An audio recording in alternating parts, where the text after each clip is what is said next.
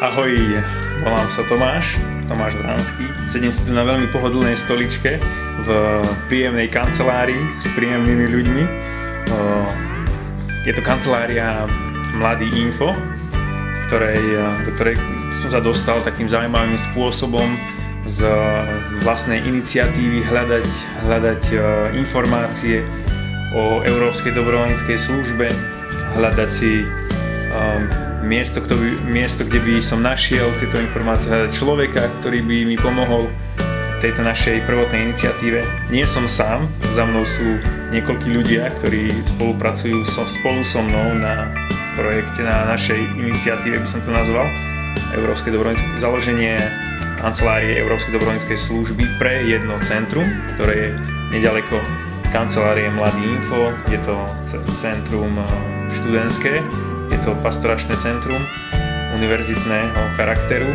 No a vlastne tam to centrum navštevuje mnoho študentov a preto sa nám to už dlhé roky zdalo vhodné miesto, kde by mohla byť kancelária alebo nejaké také miesto, ktoré by mohlo vykonávať takú službu, ktorá by bola pre študentov veľmi aktuálna. To je vysielanie ich do zahraničia alebo príjmanie iných študentov alebo iných mladých ľudí do tohto centra, kde by mohli načerpať a získať nejaké skúsenosti, ktoré už študenti tam dosahujú alebo získali.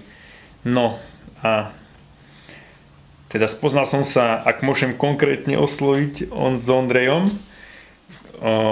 Bolo to veľmi milé prvé stretnutie, veľmi nadšené a veľmi sa teším, že sa dozviem mnohé nové informácie pre mňa, nové informácie, lebo v tejto oblasti som naozaj taký nováčik. Sám som zažil jednu dobrovoľníckú skúsenosť v Holandsku na 1 mesiac spoločne s jedným dievčaťom, ktorému som pomáhal. Ona bola znevýhodnená, bola na vozíku.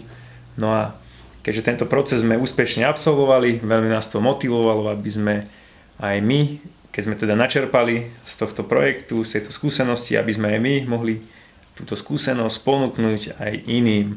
A tak, keď odovzdáme niečo dobré, čo sme zažili, tak sa môže stať niečo dobré aj v ich živote.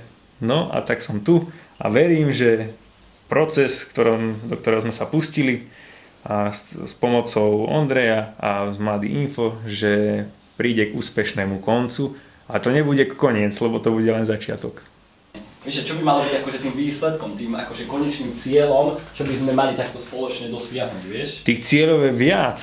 Niektoré sú konkrétne a niektoré sú také, by som povedal, nekonkrétne, ale tiež dôležité. Takým konkrétnym je, že naozaj budeme takou organizáciou, ktorá bude vysielať určitý počet dobrovoľníkov a bude prijímať určitý počet dobrovoľníkov a budeme schopní sa o nich postarať. Takým nekonkrétnym je zmena na samých ľudí, ktorým ponúkneme niečo, ale taká zmena, ktorá sa v nich naozaj udeje, ktorá sa možno nebude dať popísať úplne, ale budeme vidieť, že na základe tejto zmeny oni dokážu v živote sa nebáť, dokážu sa vydať na ťažké veci, ktoré sa im potom zrazu budú stať normálne a už nebudú mať z nich obavy a takto ďalej budú posúvať svoje hranice a tak sa stanú užitočnejšími pre svoje okolie. Čiže takéto, takto to ja vidím. A ako myslíš, že ti môže Ondrej Mesier alebo Mladé Info pomôcť v dosiahnutí tohto cieľa? Tak ja si myslím, že každý, kto má chuť pomáhať, tak mi môže pomôcť. A preto si myslím, že aj Mladý Info mi môže pomôcť veľmi. A keďže túto prácu, ako vidím, snažím sa ju robiť dlhodobo, aj ako tak, myslím si, že podľa stránky, aj podľa toho, čo som tu už videl, aj precízne, tak si myslím, že keď len budem v tomto prostredí a v tomto takom každodennom stretávaní, tak si myslím, že mi to určite veľa pomôže, lebo už to, čo oni prešli, tak už tá samotná cesta už ma môže ovplyvniť a môže mi dať smerovanie.